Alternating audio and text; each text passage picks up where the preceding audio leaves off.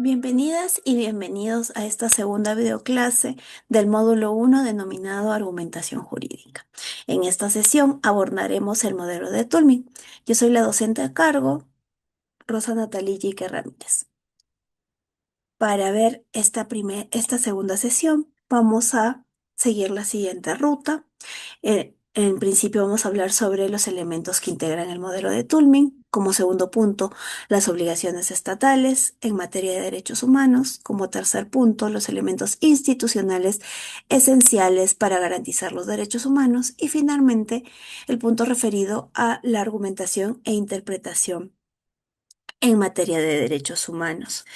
El vínculo de esta segunda videoclase con el módulo es muy relevante porque nos va a permitir dar un modelo de argumentación distinta al silogismo lógico trabajado en la primera videoclase, el cual nos permitirá de alguna manera tener amplitud en los casos de derechos humanos.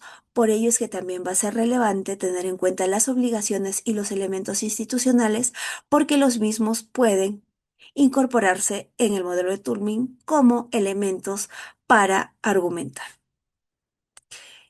Para iniciar esta sesión, vamos a primero ver unas nociones preliminares sobre el modelo de Turing para luego proceder a desagregar los elementos que tienen un argumento en estos casos.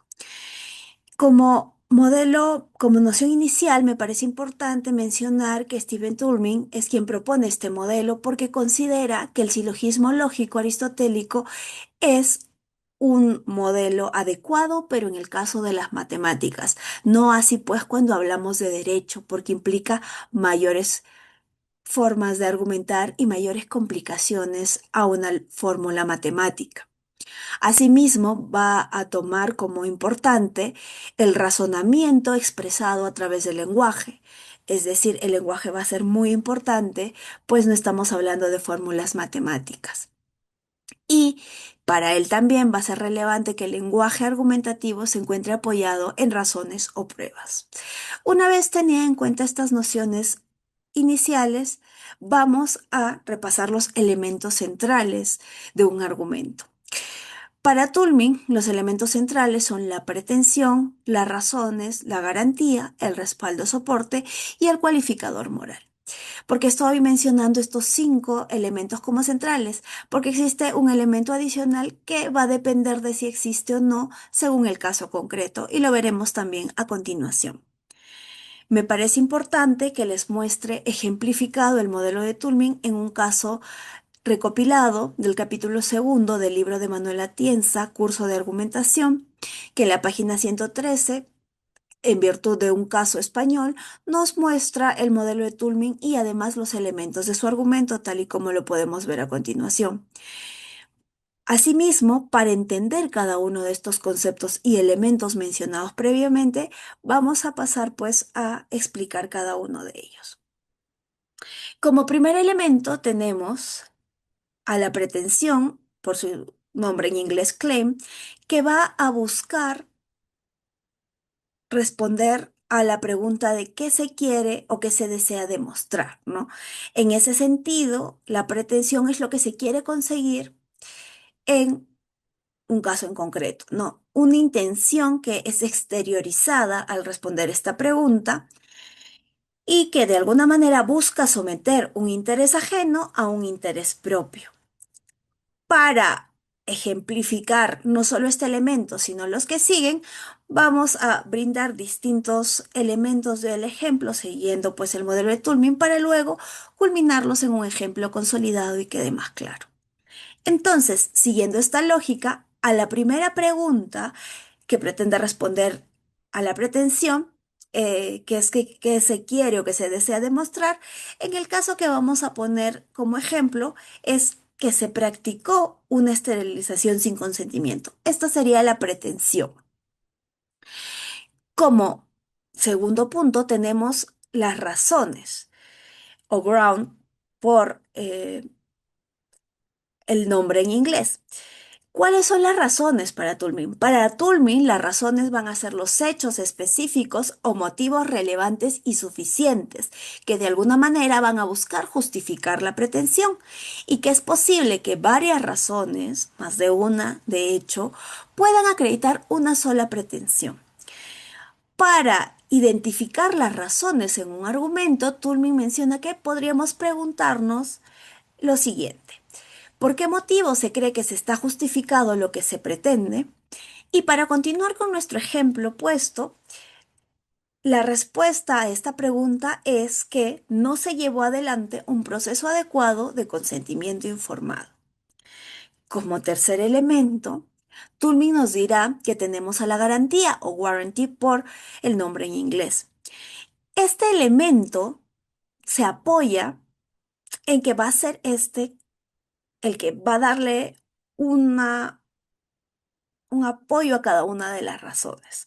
En ese sentido, la garantía va a poder expresarse a través de enunciados hipotéticos que van a ser proposiciones que de alguna manera van a explicar, interpretar o clarificar cada elemento de la razón desde una regulación normativa, ¿no? Eh, la garantía va a ser la conexión que encontramos entre la razón y la pretensión, la cual puede ser regla de experiencia, normas o principios o leyes de la naturaleza. El ejemplo que vamos a proponer siguiendo este ejemplo que estamos realizando es el siguiente. Las reglas de la experiencia que ante intervenciones médicas se suelen solicitar un consentimiento informado, eso es evidente en todos los casos en donde se requiere intervención médico-quirúrgica, y otra garantía podría ser, siguiendo normas y principios, el artículo 4 de la Ley General de Salud, que señala que ninguna persona podrá ser sometida a un tratamiento médico quirúrgico sin previo consentimiento de la persona llamada a darlo, ¿no? Se exceptúa esto en casos de emergencia. Como cuarto elemento tenemos lo que Tulmin llama respaldo, soporte o back por el nombre en inglés. Este respaldo soporte va a ser los elementos o el elemento que van a ayudar a probar lo que se sustenta, ¿no? Estos resultan evidentes cuando la garantía se pone o puede ponerse en cuestión. Estos elementos son elementos que de alguna manera van a ser elementos de prueba que van a sustentar la garantía. En el ejemplo que venimos dando, tendremos que el respaldo va a ser la Ley General de Salud, la ley que establece los derechos de las personas usuarias en el sistema de salud y además su reglamento. Como último elemento que siempre está presente en un argumento en el esquema de Tulmin es el cualificador moral. Este cualificador moral de alguna forma va a revelar el grado de fuerza o certeza que se tiene en el argumento. Se pueden utilizar palabras, por ejemplo, como presumiblemente, posiblemente, ¿no? Pero este elemento siempre va a estar presente. Un elemento que dependerá del caso que esté o no presente son las denominadas reservas o condiciones de refutación, que por ello no se pusieron como elementos esenciales en la primera diapositiva sobre estos elementos. ¿Por qué? Porque estas reservas o condiciones de refutación van a ser informaciones o pruebas que objeten el contenido del argumento y van a servir para verificar si las afirmaciones son falsas. Hemos venido intentando armar un ejemplo consolidado de un argumento teniendo en cuenta pues los elementos de Tully. En ese sentido, les traigo el cuadro consolidado para que podamos tener en cuenta y además tener mayor claridad sobre los elementos y sobre un posible ejemplo que podamos tener. En ese sentido, en el caso concreto tenemos la pretensión y la pregunta para determinar la pretensión es qué qué se quiere o qué se desea demostrar. En ese sentido, la respuesta es que se practicó una esterilización sin consentimiento. Esta va a ser la pretensión en nuestro caso en concreto. Las razones. La pregunta es ¿por qué está justificada la pretensión? La respuesta sería que no se llevó adelante un proceso de consentimiento informado adecuado. Ahí están nuestras razones que pretenden justificar la pretensión. Como garantía, tenemos qué razones, ¿no? ¿Qué garantizan las razones? La respuesta, por un lado, tenemos la regla de la experiencia, que es ante intervenciones médicas se suele solicitar un consentimiento informado y previo, ¿no? Entonces, para respaldar esta garantía tenemos el respaldo soporte y la pregunta sería, ¿qué respalda a la garantía? En el caso en concreto tenemos la Ley General de Salud, la ley que establece los derechos de la persona usuaria, también su reglamento. Y en este caso en concreto nos preguntamos si existen condiciones de refutación. Frente a ello, ¿se existe o no un consentimiento informado? La respuesta sería que para que exista este elemento, o sea, esas condiciones de refutación, definitivamente se tiene que responder que sí, ¿no? Que existió un consentimiento informado, lo que refutaría todo el argumento porque ya no podríamos demostrar que se practicó una esterilización sin consentimiento. Una vez tomado en cuenta este ejemplo consolidado en el cuadro que muestra los elementos y las preguntas y las respuestas, me gustaría graficar el ejemplo consolidado en lo que pueden ver en pantalla, que es más o menos la estructura del argumento de Toulmin, tomando en cuenta el caso concreto y mostrando de alguna manera todos los elementos como son la pretensión, las razones, la garantía, el respaldo, el cualificador moral y las condiciones de refutación, ¿no?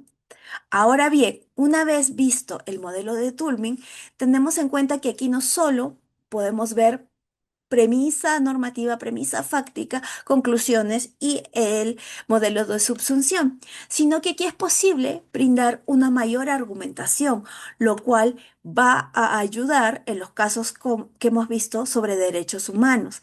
En ese sentido, pues, la argumentación y la estructura en el argumento de Toulmin va a permitir dar mayor información, por ejemplo, no solo en las razones, sino también en la garantía y el respaldo, ¿no? Y en los casos de derechos humanos, las garantías, los respaldos pueden venir dados por las obligaciones internacionales y los elementos esenciales que tenemos en materia de derechos humanos. Entonces, es por ello que a continuación procederemos con el segundo punto de esta ruta de la sesión, que serán las obligaciones estatales en materia de derechos humanos, ¿no? Porque nos van a ayudar a formar pues una argumentación en el caso del modelo de Toulmin o también nos van a ayudar en el caso que utilicemos otros métodos que puedan brindarnos herramientas para argumentar con enfoque de derechos humanos, que va a ser mucho más útil en este caso. Bien, las obligaciones estatales en materia de derechos humanos son las siguientes, las que podemos ver en pantalla: respetar, proteger, promover y garantizar. Para desarrollar cada una de ellas de manera adecuada, vamos a proponer el siguiente cuadro y frente a ello, además, vamos a tener algunos ejemplos que nos puedan mostrar visualmente cada uno de estos obligaciones, ¿no? En ese sentido, vamos a ir por la primera, que sería la obligación de respetar. Y en función a esta obligación, la definición básicamente es que las autoridades se abstengan de afectar o interferir de forma directa o indirecta en el ejercicio de los derechos y libertades de las personas. En ese sentido, para muchas personas, muchos autores, respetar implicaría una acción de implementación inmediata, una obligación primaria para el Estado que busca de alguna manera la realización de acciones concretas para garantizar el ejercicio de esos derechos, ¿no? Como ejemplo, me gustaría mostrarles el siguiente, que señala que cuando el Estado no entrega la anticoncepción oral de emergencia o AOE, está interfiriendo en el ejercicio de los derechos sexuales y reproductivos de las mujeres, ya que limita la posibilidad de que las mujeres tomen decisiones libres e informadas sobre su salud reproductiva. Es así que tenemos la primera obligación. Como segunda obligación tenemos la obligación de proteger. Y la obligación de proteger de alguna manera va a estar dirigida a medidas específicas para evitar la vulneración o afectación por parte del Estado, pero también por parte de particulares o representantes estatales en los derechos de otras personas, ¿no?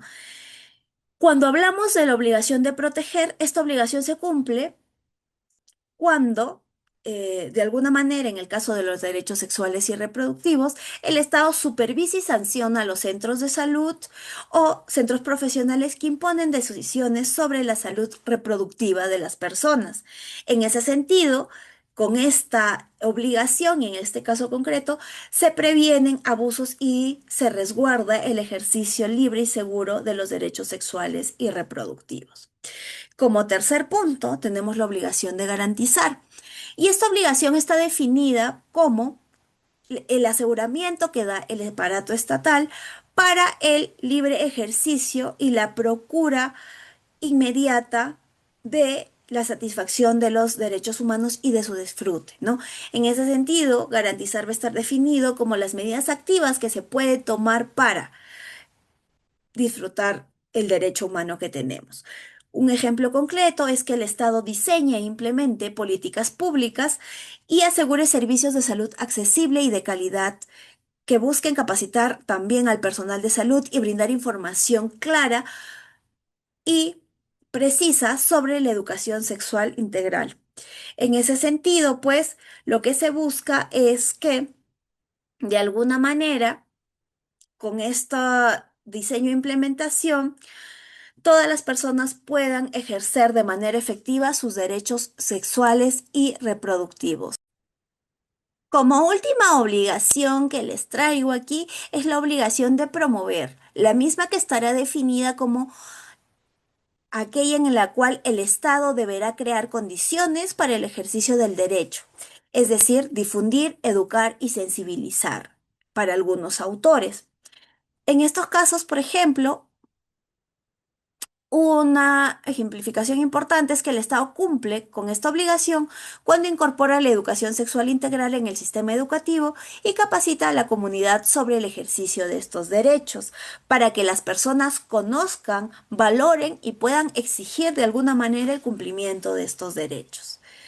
Ahora bien, una vez que hemos conocido el contenido de cada una de estas obligaciones y un ejemplo concreto para que pueda quedar claro a los mismos, me parece también importante pasar al tercer punto de esta sesión, que son los elementos institucionales esenciales para garantizar los derechos humanos.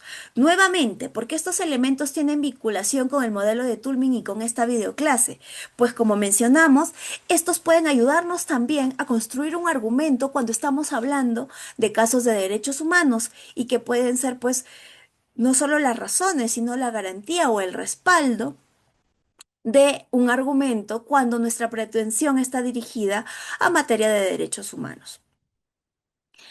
Estos elementos institucionales esenciales los podemos definir por disponibilidad, accesibilidad, calidad y aceptabilidad.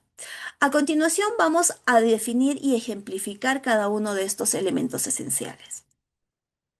Como primer elemento esencial tenemos la disponibilidad, la cual por definición es proporcionar algo en una situación conveniente para que pueda ser utilizada por todos y todas. La finalidad de este elemento es garantizar la suficiencia de los servicios, productos, instalaciones y mecanismos para lograr la realización del derecho.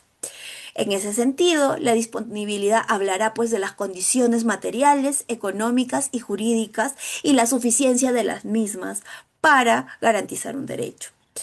Un ejemplo concreto que les traigo a continuación es que para garantizar los derechos sexuales y reproductivos, el Estado deberá asegurar la disponibilidad efectiva de métodos anticonceptivos que puedan incluir pues la entrega gratuita de la anticoncepción oral de emergencia o conocida como AOE, así como el abastecimiento suficiente y continuo de estos insumos en todo el territorio nacional, es decir, en hospitales, en centros de salud, en servicios públicos, lo cual de esta manera no logrará solamente reconocer el derecho, sino que hará posible que este derecho sea ejercido en la práctica. Como segundo elemento tenemos a la accesibilidad, la misma que por definición es la acción de llegar, entrar o acercarse a algo.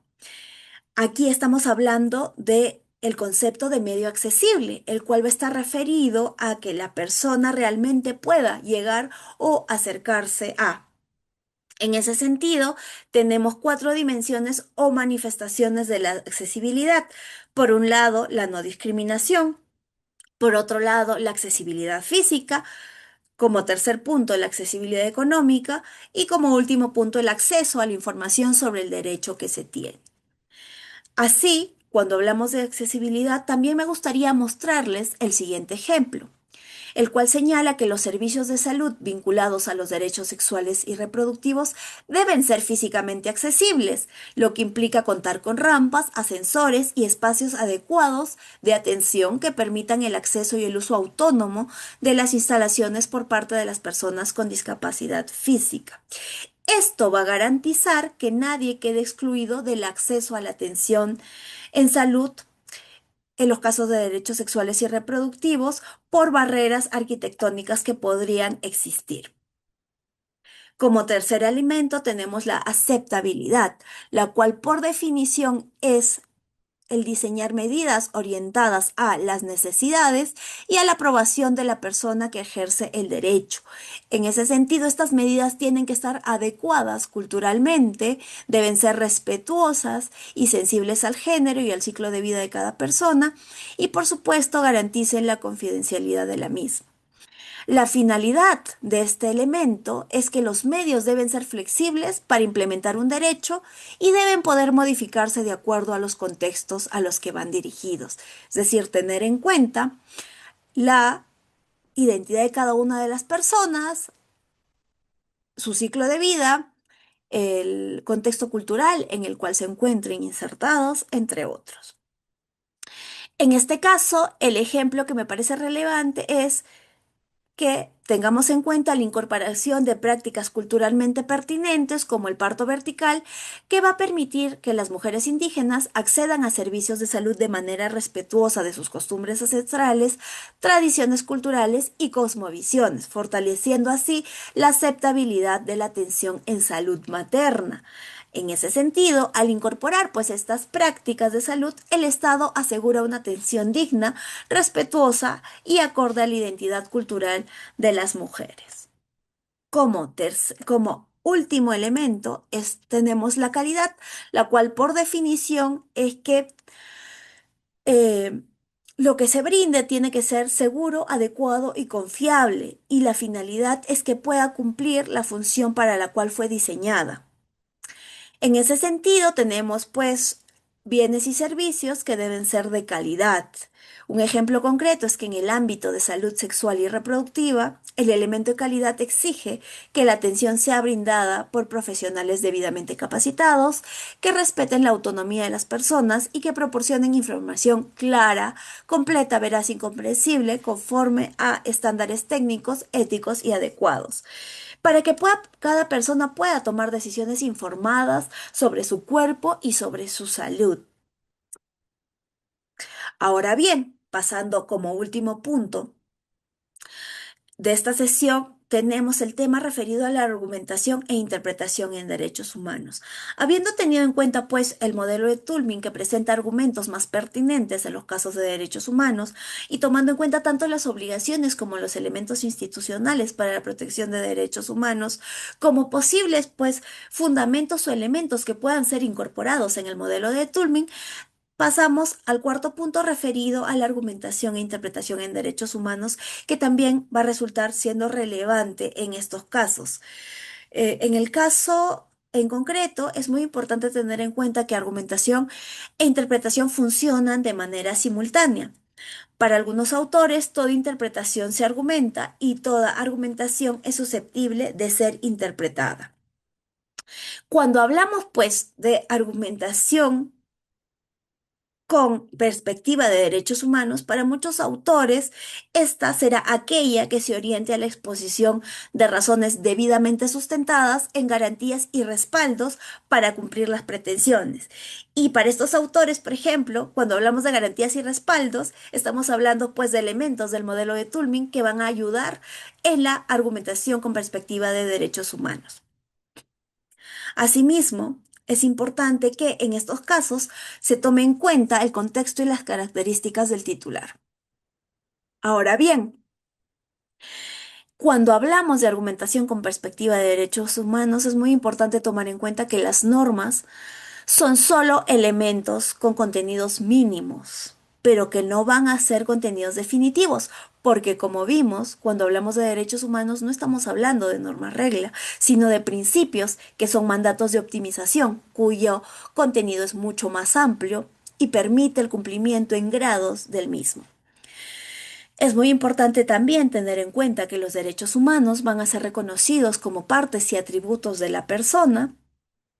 En ese sentido, no solamente como normas positivizadas en el ordenamiento, y estos derechos reconocidos como atributos de la persona pueden ser pues vida, salud, educación, cultura, como ejemplos que tengamos, y que además van a estar sometidos en muchos casos a estándares mínimos de realización que van a poner no solo los ordenamientos jurídicos de determinados estados, sino también el orden internacional a través de sus organismos internacionales, y que además estos estándares mínimos de realización van a depender pues del contexto en el cual se encuentren, es decir, del país en el cual se encuentren. Y a partir de esto es que se va a buscar, al momento de argumentar, estructurar argumentos que puedan interpretar los derechos humanos, tomando en cuenta, pues, la identificación de estos derechos infringidos, su contenido, pero además las obligaciones estatales que se tienen en función a ellos. Toman un modelo, por ejemplo, que tome en cuenta todos estos elementos que hemos mencionado y todos estos conceptos relevantes en materia de derechos humanos, es el método de desempaque de derechos humanos de Paul Hunt, el cual se verá desarrollado en la próxima videoclase. Ahora bien, habiendo llegado al final de esta sesión, me parece muy relevante que tengamos en cuenta las siguientes ideas claves. El modelo Toulmin presenta una estructura más compleja que el silogismo tradicional aristotélico, ya que cuenta con los siguientes elementos: pretensión, razones, garantía, respaldo y refutación. En ese sentido, va a permitir pues la incorporación de otros elementos en la argumentación, como son las obligaciones estatales y los elementos institucionales. Como segundo punto, algo también muy importante para llevarlo es que las obligaciones estatales en materia de derechos humanos son las de respetar, proteger, garantizar y promover los derechos humanos. Asimismo, los elementos institucionales esenciales para proteger los derechos humanos serán especialmente los derechos sociales, la disponibilidad, la accesibilidad, la aceptabilidad y la calidad. Finalmente, la argumentación e interpretación en materia de derechos humanos debe tomar en cuenta el contexto y las características del titular de derecho, así como la idea de cumplir las pretensiones internacionales sobre la protección de estos derechos. La referencia bibliográfica clave para leer para esta clase es la primera que vemos, la Comisión de Derechos Humanos, Guía de Argumentación con Perspectiva en Derechos Humanos, y también la bibliografía que yo he utilizado para esta videoclase es Cómo analizar las argumentaciones del libro denominado Curso de Argumentación Jurídica de Manuela Tienza. Les recomiendo que puedan leer ambas, pero sobre todo para esta sesión que hemos visto, la primera lectura que vemos en pantalla y que nos va a ayudar también para la siguiente videoclase referida al método de desempaque. Les agradezco una vez más su atención y los animo a continuar con el módulo y con las dos videoclases que nos quedan. Muchas gracias por su atención.